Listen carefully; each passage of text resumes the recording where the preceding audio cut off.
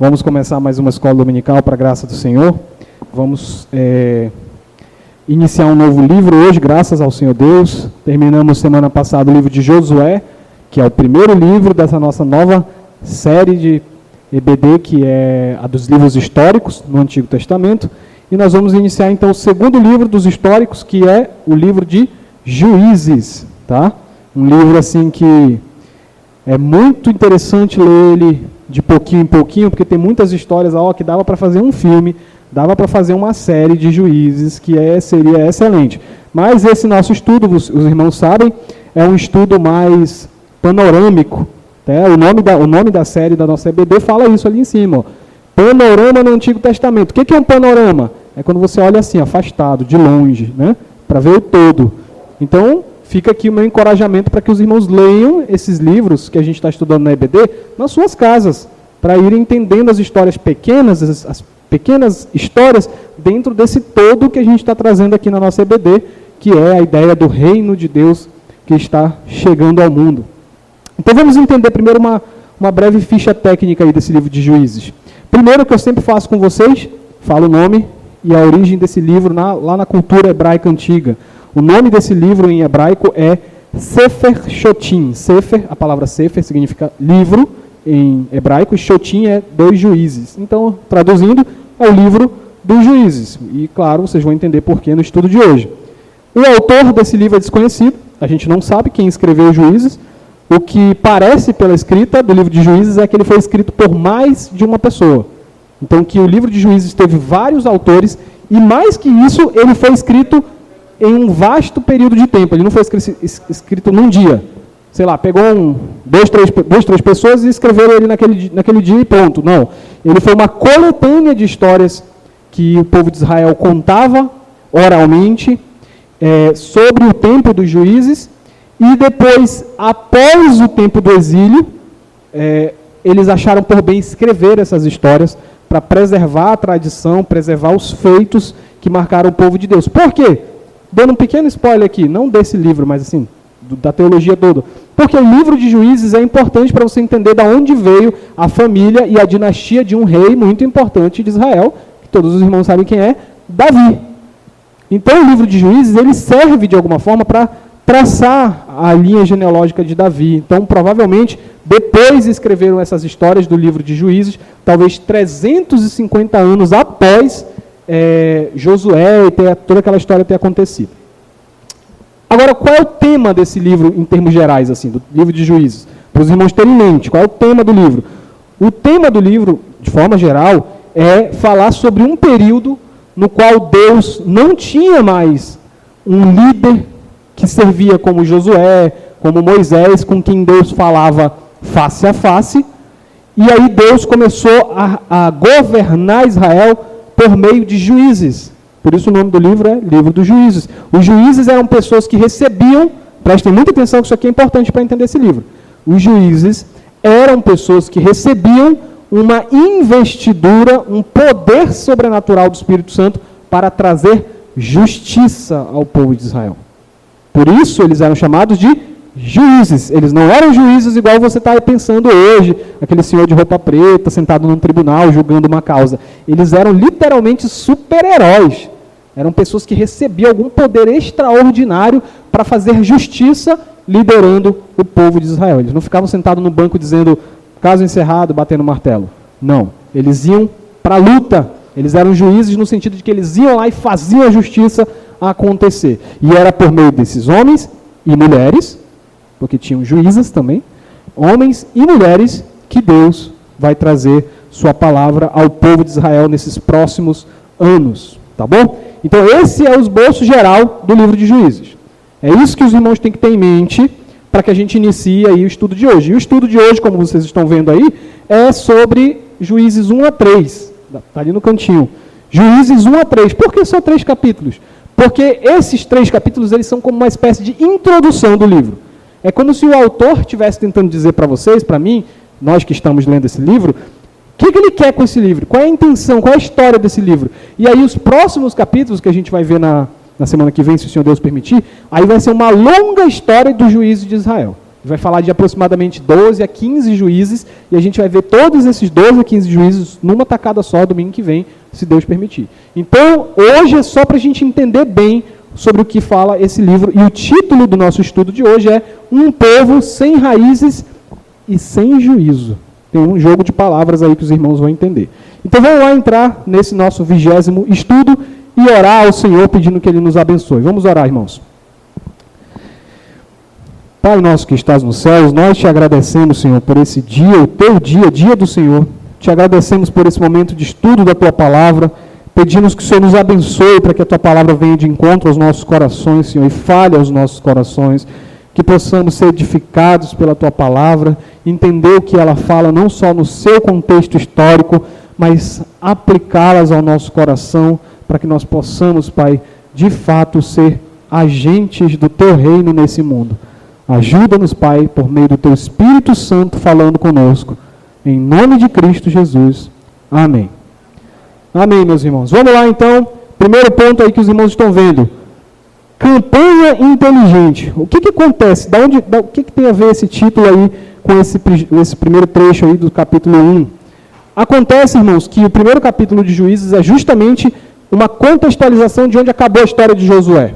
E o autor quer que você saiba como continuou essa história. Então, a primeira coisa que vai acontecer, que vai ser registrada aí, é que finalmente, quem estava aqui no estudo passado vai lembrar, finalmente a tribo de Judá concluiu sua missão, que era conquistar Jerusalém. Vocês lembram do domingo passado que eu disse que Deus deu uma ordem para Judá conquistar Jerusalém e eles não conquistaram, se contentaram com umas terrinhas ao lado, ali um puxadinho para cá, uma invasão ali, e não conquistaram Jerusalém. E agora, finalmente, isso é corrigido. Abram aí Juízes 1. Abram Juízes 1, a gente vai ler os versos 1, 2, 4 e 8.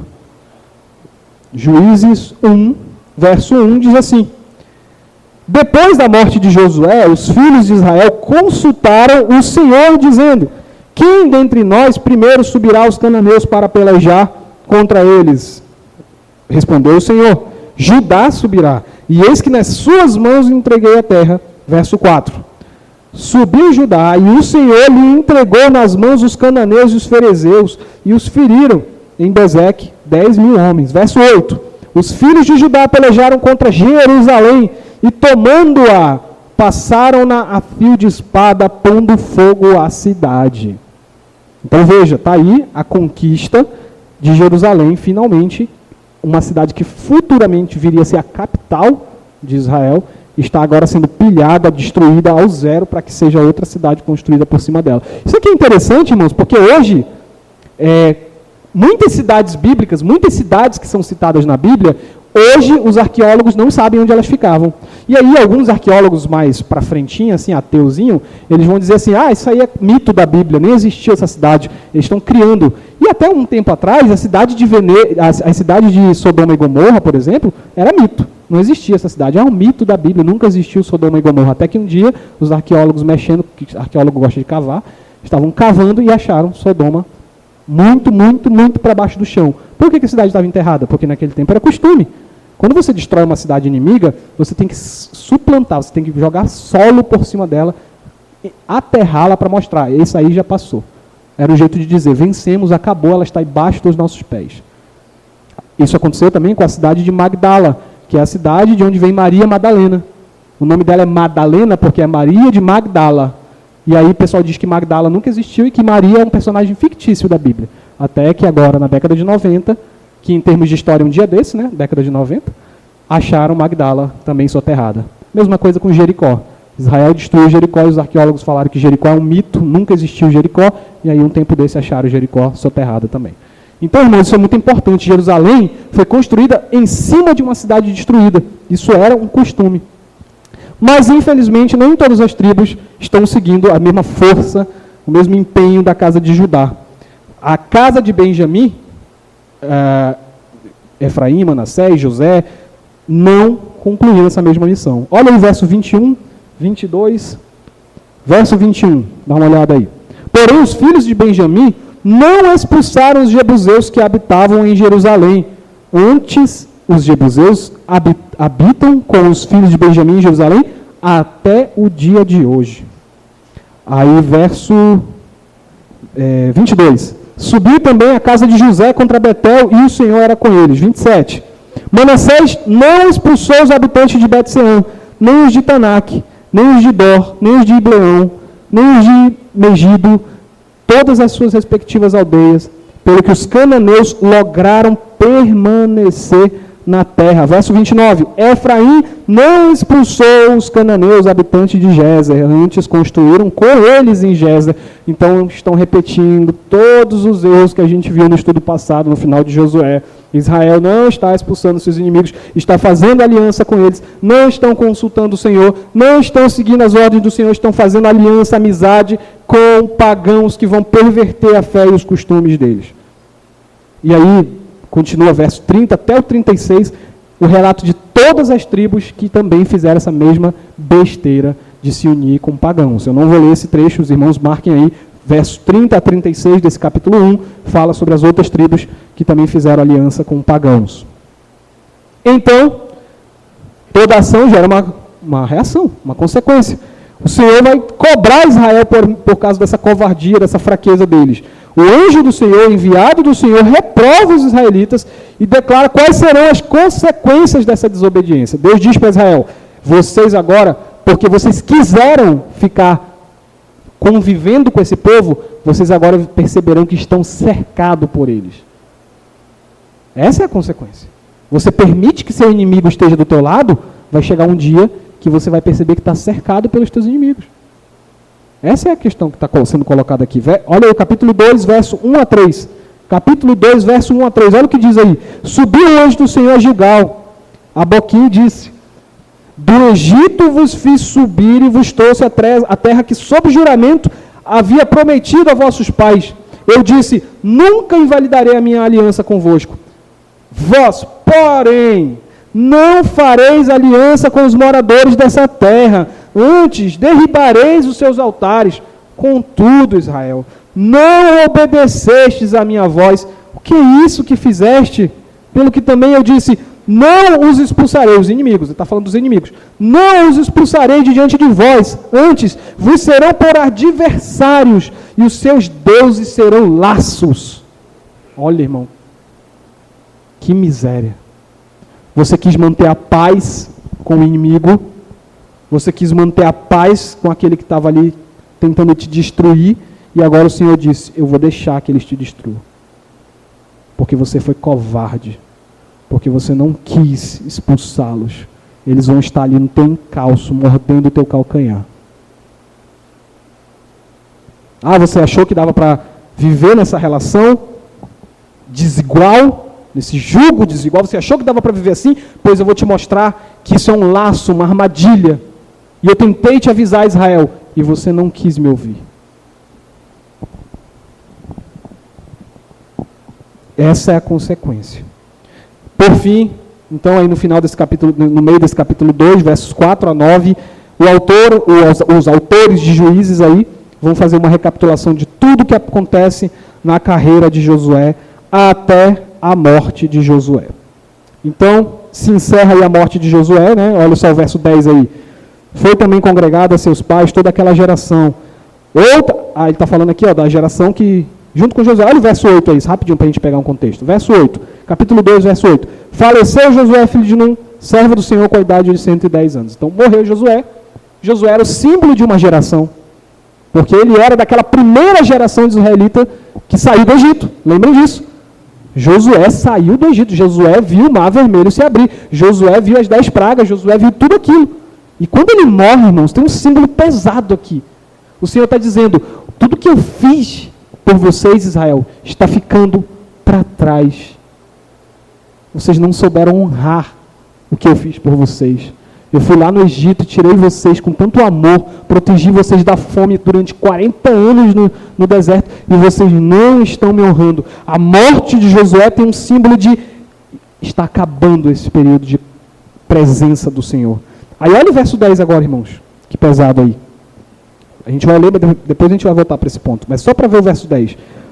Foi também congregada, ou seja, morreu toda aquela geração. Percebam? Agora ele está falando da segunda geração. Aquela geração que Moisés falou com eles antes de atravessar o Rio Jordão. Estão percebendo? Morreu Josué, o último daquela primeira geração. Na verdade, falta o Caleb ainda, mas provavelmente também já está de fim de carreira aí. Morreu Josué, acabou a primeira geração. E aí o texto diz em seguida que aquela segunda geração que herdou a terra de Canaã, que atravessou o Rio Jordão, que herdou a lei, morreu todo mundo. Aqui de velhice, né? De velhice. Foi passando o tempo e morreram. Então, irmãos, essas campanhas militares de Israel, esse jogo de xadrez de Israel com o inimigo, cobra a sua conta. A essa altura do campeonato já era para estar tudo dominado, como a gente diz. Já era para cada tribo de Israel estar no seu kitnetzinho, na sua casinha, todo mundo tranquilo. Mas não. Estão aí sendo cercados por inimigos, sendo atordoados por inimigos, porque não quiseram, ao longo de 2 gerações, cumprir a ordem do Senhor. E agora, aqueles que eram vizinhos são inimigos. São um laço para eles. É isso que é a questão. Israel não conseguia ver uma questão espiritual que faz parte do chamado deles. O chamado espiritual, a questão espiritual aqui é que Canaã não é só um território qualquer, não é uma terra qualquer, é a terra prometida. É uma terra que o Senhor jurou dar aos filhos de Israel. Portanto, não tem negócio, não tem como negociar. Israel quer negociar com as coisas de Deus. Já pensou você negociar com as coisas de Deus? Israel está fazendo isso. Deus prometeu a Abraão essa terra. Outra coisa que Israel não percebe é que Deus tem um plano para as outras nações. Deus tem um plano para as outras nações. Deus não quer fazer uma aliança só com Israel e acabou, não. Deus tem um plano para as outras nações. Ah, então se ele tem um plano para as outras nações, por que ele está mandando Israel matar todo mundo das outras cidades? Porque essa terra específica é a partir de onde Israel deve começar a sua missão. Israel, sem herdar a terra prometida, não está autorizado a seguir a missão adiante. Essa que é a questão. Eles precisam primeiro cumprir toda a primeira parte da promessa que foi dada a Abraão. Vocês vão se multiplicar, vão se tornar iguais às estrelas do céu, inumeráveis, e vão ter uma terra para ter descanso. Já chegou o descanso? Não, não chegou o descanso. Eles estão em guerra ainda. Estão em meio de uma campanha militar. Então não está na hora de vocês descansarem.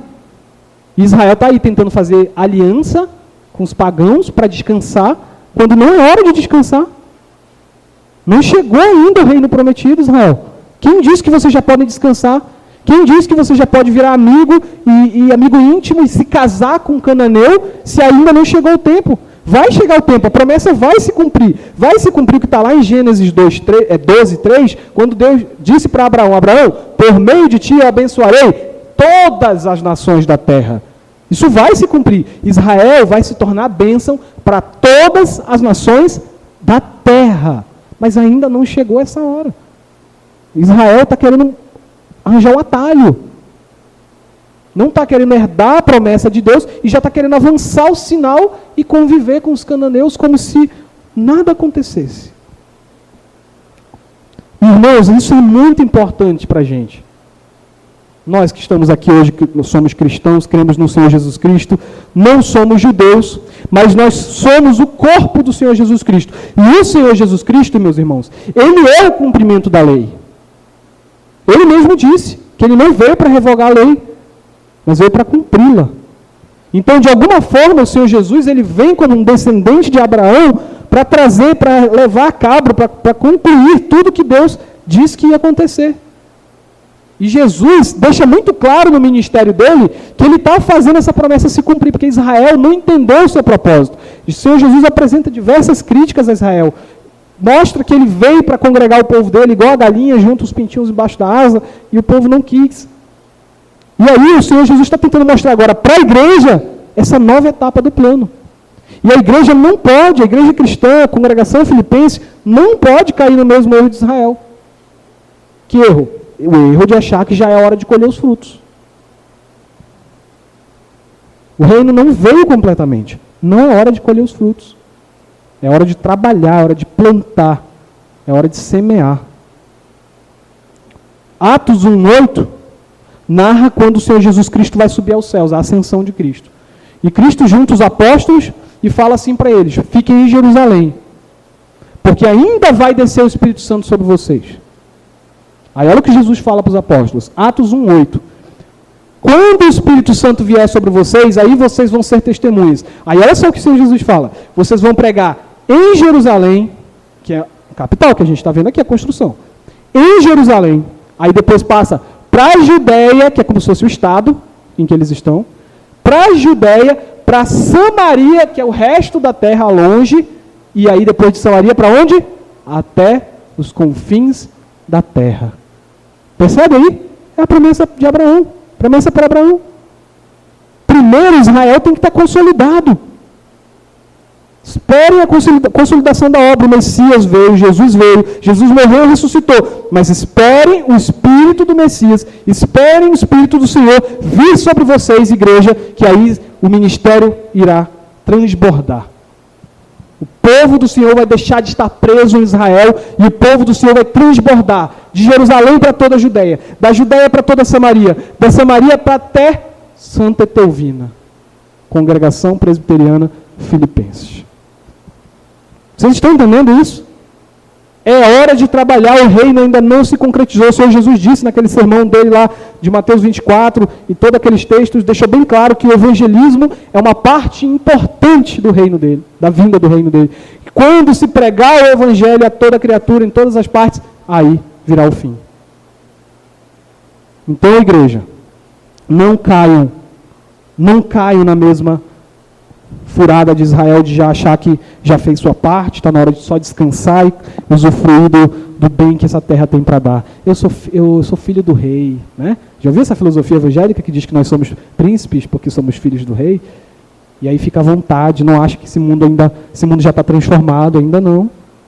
Esse mundo está em processo de transformação e restauração. E a igreja é chamada de corpo de Cristo, porque é a igreja que faz essa transformação, por meio do Espírito do Senhor Jesus acontecer. Somos nós que temos que fazer com que esse reino avance aqui na terra. Israel já concluiu sua parte por meio de Jesus Cristo. Já saiu de Israel, já foi para Samaria, já foi para toda a Judéia, agora é a sua vez. Agora é a vez do Edinaldo, ali na comunidade nobre, fazer com que o reino avance lá, Edinaldo. Agora é a hora do Carlão, lá no Viver Melhor, fazer com que o reino invada aquele lugar. Ainda que digam que tem dono lá, Carlão, o reino é do Senhor Jesus Cristo. É a vez da gente trabalhar. Israel já fez sua parte, mais ou menos. Cristo veio e fez concretizar essa parte perfeitamente, mas agora a igreja precisa avançar. E então eu quero chamar vocês a refletir sobre isso. Vocês pensam isso na prática, no dia a dia? Quando você vai trabalhar, você pensa que relação tem o meu trabalho com o reino de Deus? Que relação tem meu envolvimento com a minha esposa, com os meus filhos, com o reino de Deus? Como é que eu, como pai, faço para que o reino de Deus esteja presente em casa? Como é que eu, como esposa, como mãe, faço a minha parte para que a rotina do lar, de alguma forma, aponte para isso?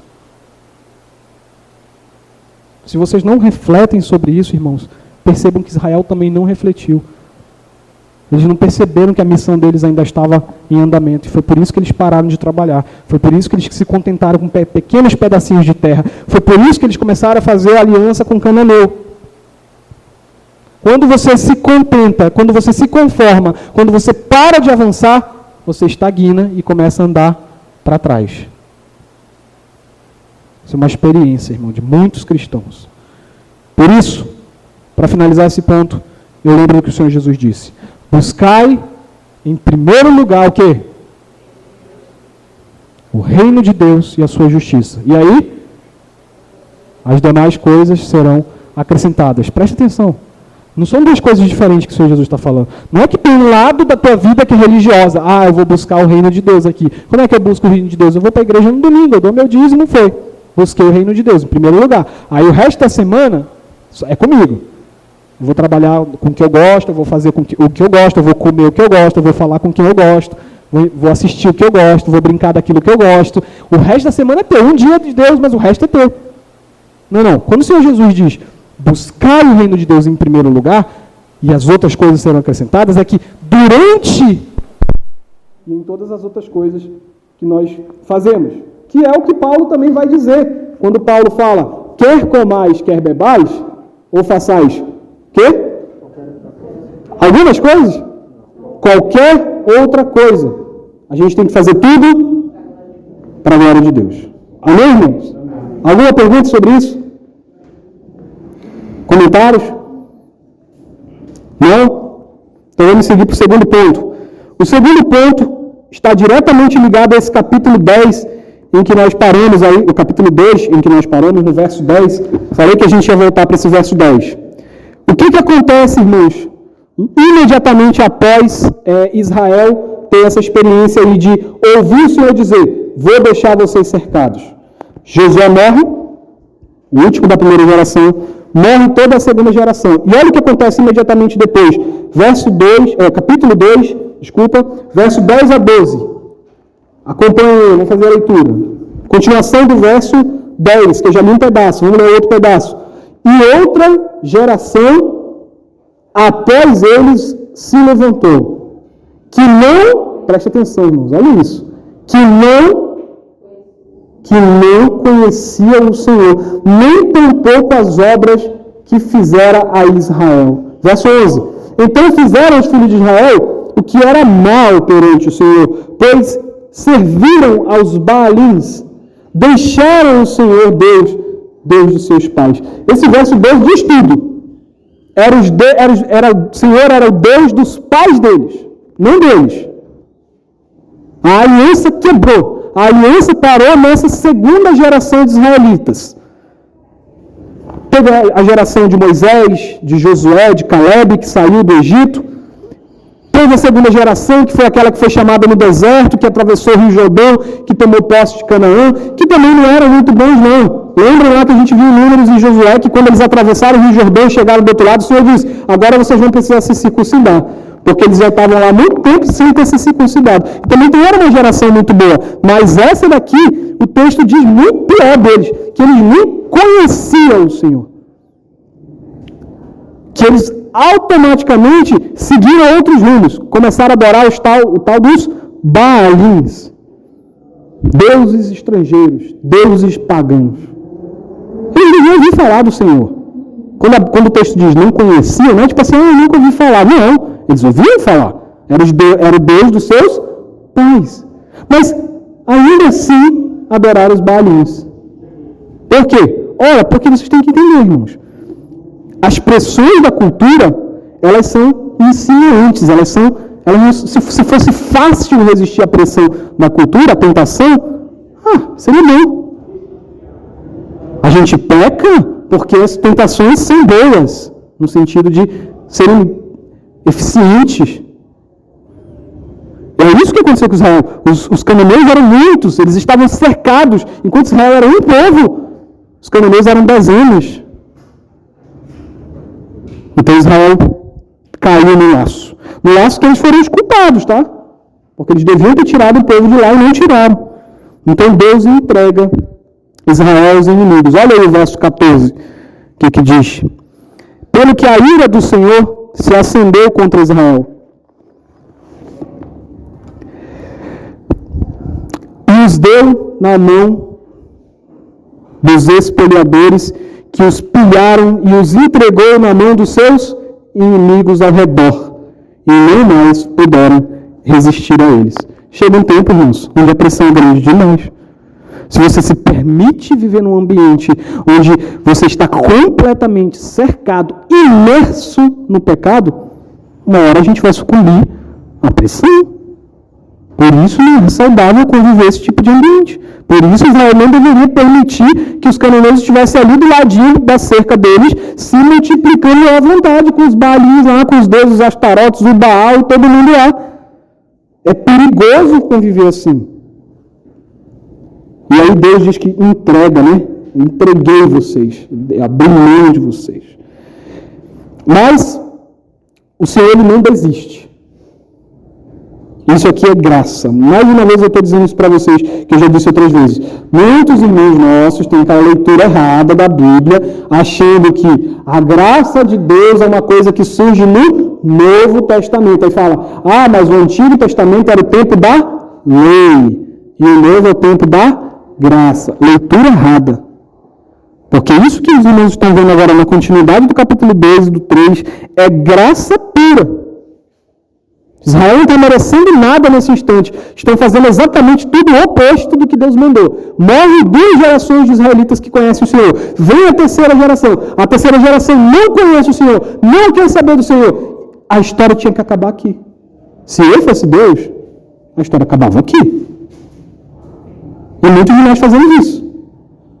Eu dei chance, eu fiz de tudo. A pessoa não quer? Tchau. Não é assim que a gente diz? Né? A história devia ter acabado aqui. O Senhor podia ter desistido do povo aqui. Mas o Senhor tem mais uma estratégia. O Senhor tem mais uma ideia de como lidar com o seu povo. Ele vai levantar homens e mulheres para representá-lo, para representar a sua justiça, para fazer com que aquilo que é justo diante dele, nos seus padrões, seja aplicado dentro de Israel. Esse é o problema. Caiu Moisés, veio Josué.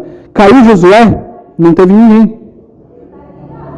O Senhor Jesus vai exercer poder, o Senhor Deus vai exercer poder em Israel, e para isso ele vai levantar homens e mulheres para isso. Esses homens são chamados, esses personagens são chamados, como eu disse lá no início para vocês, de juízes. Verso 16.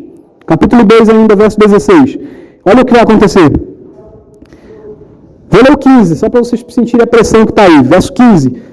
Por onde quer que saiu, né, Israel, a mão do Senhor era contra eles, né, para o seu mal, como o Senhor lhes dissera e jurara. E estavam, olha só esse final, estavam como? Em grande aperto. Aí é aquele momento da graça, onde veio o mas, né, tem em Efésios isso, né? E falaram, vocês estavam mortos em seus delitos e pecados, mas Deus, em sua infinita graça. Se não tivesse esses mas na Bíblia, né, a gente já não estava nem aqui na hora dessa. Mas tem os mas. Aqui tem o mas, irmão, só que na hora de traduzir para o hebraico não tem essa particulazinha aí do mas. Mas tem o mas aqui. Tem o mas aí. Quando chega no verso 16, tem o mas. Olha aí, ó. Vamos imaginar o mas aqui, no verso 16. Mas, como é que diz agora? Suscitou o Senhor juízes que os livraram da mão dos que os pilharam. Isso é graça, irmãos. Isso é graça. O que o povo fez para merecer? Nada. O povo estava em grande aperto, adorando outros deuses, não queriam saber do Senhor. Mas o Senhor, na sua infinita graça, levantou juízes, homens que vão trazer a justiça de Deus, homens que vão trazer a vontade de Deus para o meio do seu povo. Percebam como isso daqui, irmãos, é forte. Porque não é que Deus está dizendo o seguinte, olha, eu vou fazer com que o povo entenda. Não. Ele está dizendo o seguinte, eu vou fazer acontecer. Eu estava falando isso para vocês no início. Os juízes são as pessoas que fazem a justiça acontecer. Eles não ficam lá só dizendo o que é certo. Não é o juiz que vai lá e só regula a lei, dizendo, o Código Penal diz isso, o certo é isso. Não, o juiz ele vai lá, ele não só julga o que é certo e errado, mas ele vai lá e aplica o que é certo e o que é errado. Ele faz isso acontecer para que justamente a vontade do Senhor se aplique. E ela não seja só teoria, seja prática. É isso que os irmãos precisam entender. A vontade do Senhor na prática. E aí é que vem essa figura dos juízes. Olha só o que vai acontecer aí. A partir de agora, entendam bem, irmãos, porque vocês vão precisar, isso que eu vou falar aqui para vocês, vocês vão precisar lembrar disso no domingo que vem. Então isso aqui é muito importante, vamos lá, presta atenção. A partir de agora, ia ter um slide maravilhoso aqui, mas imaginem comigo aqui. A partir de agora, a gente vai entrar num ciclo vicioso. O que é um ciclo vicioso, irmãos? É um círculo que fica se repetindo. Você tenta sair dele, mas não sai. Ok? Vamos entrar num ciclo vicioso. E o livro de Juízes agora vai dar um resumo de tudo que vai acontecer, do capítulo 4 até o 13, se eu não me engano. Ele vai resumir mais de 10 capítulos agora. Presta muita atenção. Qual é o resumo que ele vai dar agora? Primeiro, ele vai dizer que Deus manda juízes, como a gente já viu, mas o povo se perverte, não quer ouvir os juízes. E Deus, então, põe Israel à prova no meio dos seus inimigos. Vamos acompanhar esse ciclo vicioso na Bíblia aí? Vamos lá. Primeiro, 2:23. Acompanha aí comigo. 2:23. Diz assim, 2:23. Assim o Senhor deixou ficar aquelas nações e não as expulsou logo, nem as entregou na mão de Josué. Josué, porque ele está falando de Josué, porque ele está recapitulando aqui o ciclo. Vai iniciar o ciclo. Então, tá lá. Não, o Senhor não tirou o povo. Apesar de tudo, não tirou o povo ao redor deles. Aí, verso 18 e 19. Olha comigo aí. Volta um pouquinho. Verso 18 e 19, do capítulo 2 ainda. Volta um pouquinho. Quando o Senhor lhe suscitava juízes, olha aí. O Senhor era com o juiz. Os livrava da mão dos seus inimigos todos os dias daquele juiz. Porquanto o Senhor se compadecia deles ante os seus gemidos. Olha a graça de novo aí. Esse porquanto, vira aí, porquanto o Senhor se compadecia, é porque o Senhor se compadecia. Por causa da graça, do compadecimento do Senhor. Porque o Senhor é bom. Porque o sofrimento que o povo de Israel estava passando na mão dos inimigos era justo, justíssimo. Eles pediram para estar lá cercado de inimigos.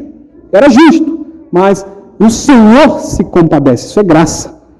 O Senhor se compadece, levanta juízes e os juízes salvam o povo. Juízes são representantes do Senhor aqui, nesse verso 18. E olha o 19. Sucedia, porém, aí vem o porém do mal, tá? Esse é outro porém, esse é o mas do mal, olha aí. Sucedia, porém, que falecendo o juiz, reincidia, eles voltavam e se tornavam o quê, irmãos? O quê? Piores do que os seus pais, seguindo após outros deuses, servindo e adorando-os eles.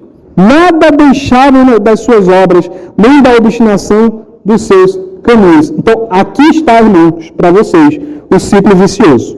E aí vai terminar o ciclo vicioso aí no capítulo 3, olha aí, capítulo 3, verso 4 a 6, vamos lá. Capítulo 3, verso 4 até o 6. Estes ficaram por eles, o Senhor por Israel à prova, para saber se dariam ouvidos aos mandamentos que havia ordenado a seus pais por intermédio de Moisés. Habitando, pois, os filhos de Israel no meio dos cananeus, dos heteus, dos amorreus, dos fariseus, dos heveus, dos jebuseus, tomaram de suas filhas para si, das filhas dos cananeus. Eles começaram a casar com meninas cananeias, por mulheres, e deram as suas próprias filhas aos filhos deles, aos cananeus, e rendiam culto aos seus deuses. Observe, irmão, aqui. Esse é o ciclo vicioso. O povo chora. O povo clama. Estamos sofrendo, Senhor. O Senhor vai e envia o juiz. O juiz vai e resgata o povo. Faz justiça acontecer. Sem que o povo merecesse, tá? O Senhor vai lá e traz justiça. Mas o juiz dura alguns anos, morre, né? É ser humano. E assim que o juiz morre, assim que eles não têm mais a figura daquele homem, daquela mulher, o povo abandona tudo. E não é que eles voltam a fazer o que eles estavam fazendo. O texto diz que eles ficam piores. A cada juiz que morre, surge uma geração israelita pior do que a geração anterior. Eu não consigo nem imaginar. A gente viu lá em Josué que aquela primeira geração que não tinha circuncidado, já tinha dentro deles alguns que estavam sacrificando seus filhos no fogo. Como é que volta 3 vezes pior que isso? Eu não consigo imaginar o que é 3 vezes pior do que sacrificar o filho no fogo. Seu Carlos. Mas o juiz Eli foi justo. Oi? O juiz Eli foi justo também, né? Realmente ele se corrompeu, ele e os filhos dele. Ele e os filhos dele. Por isso que ele morreu. É o que eu estava falando. Guarda esse ciclo vicioso aqui na cabeça, que aí domingo que a gente vai ver juiz por juiz, a gente vai ver isso aí. O ciclo vai se repetir em todos eles, seu Carlos. Então perceba, irmãos. Esse ciclo vai se repetir durante todo o livro de Juízes. Então, domingo que vem, quando a gente estiver aqui com a graça do Senhor, a gente vai ver isso acontecer vez após vez. Mas para a gente terminar esse ponto, concluir, o que eu queria tratar com vocês? Que tem uma lição muito forte aqui para o povo de Israel. A lição para o povo de Israel, e para a gente, a igreja, que como eu já disse no primeiro ponto, a gente está levando adiante a missão de Israel. Aquilo que Israel devia fazer em Canaã, na Terra Prometida, levou-se para Judéia, Samaria, confins da terra, Santa Teovina, congregação presbiteriana filipense. Então nós estamos no cumprimento disso aí, certo? Certo. Então a gente precisa entender qual é a nossa parte nessa missão.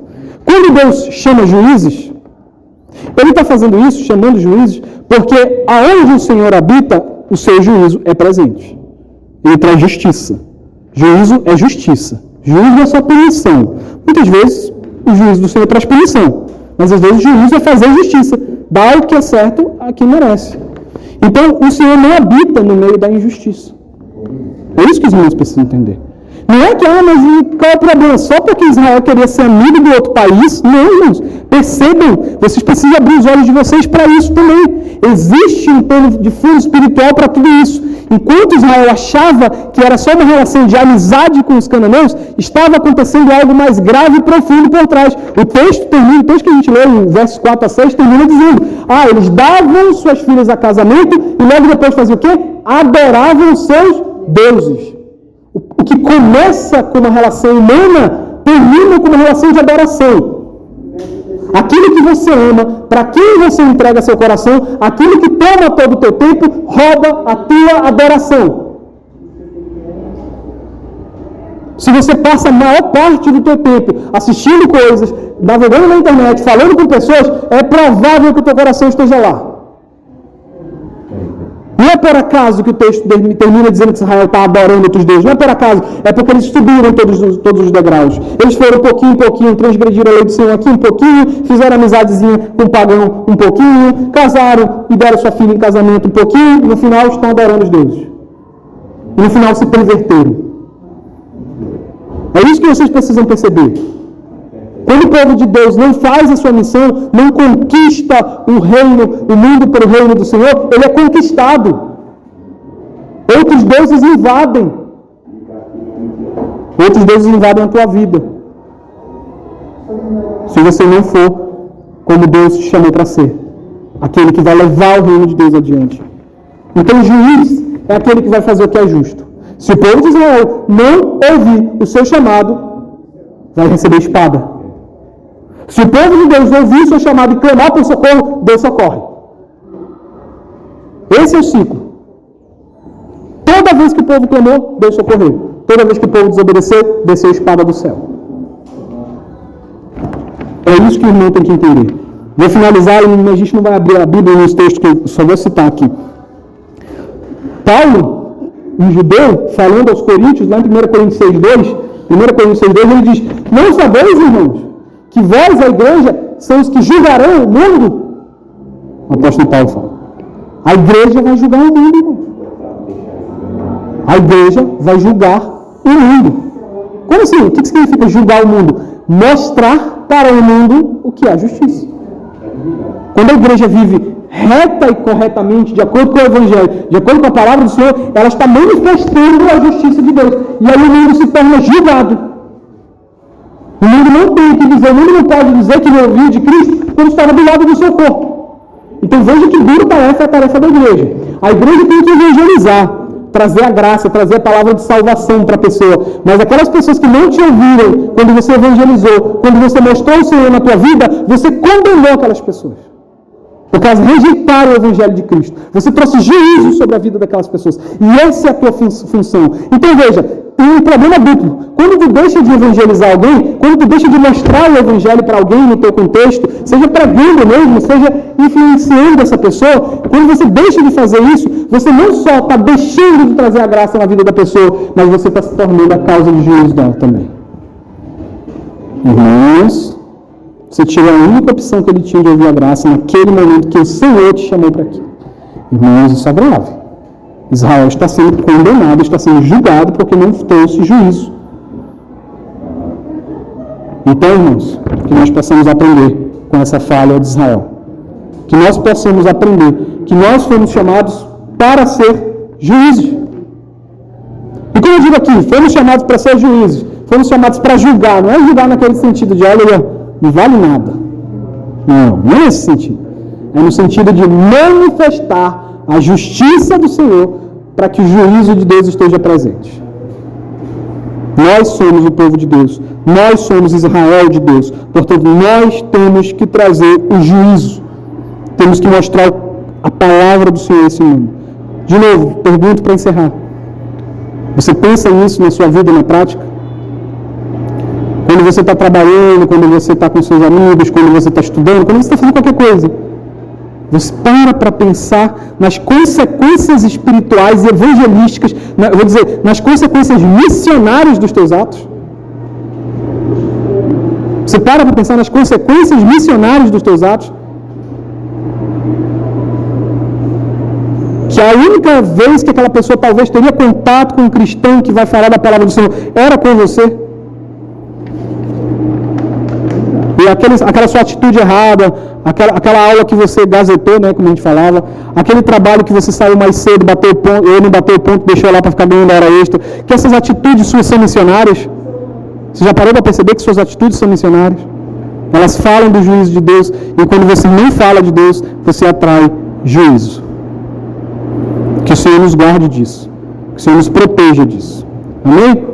Alguma dúvida ou comentário sobre esse último ponto? Não? Então vamos orar. Pai nosso que estás nos céus, nós te agradecemos por esse alimento espiritual que o Senhor nos tem dado. Pedimos misericórdia do Senhor, para que possamos, Senhor, refletir sobre o que ouvimos de forma séria, de forma atenta. O Senhor está nos chamando, Senhor, diante da Tua palavra, para exercer o Teu juízo. Exercer e conhecer a tua justiça e praticar a tua justiça. Cuida de nós, Pai, do teu povo, do Israel do Senhor. Nos ajuda.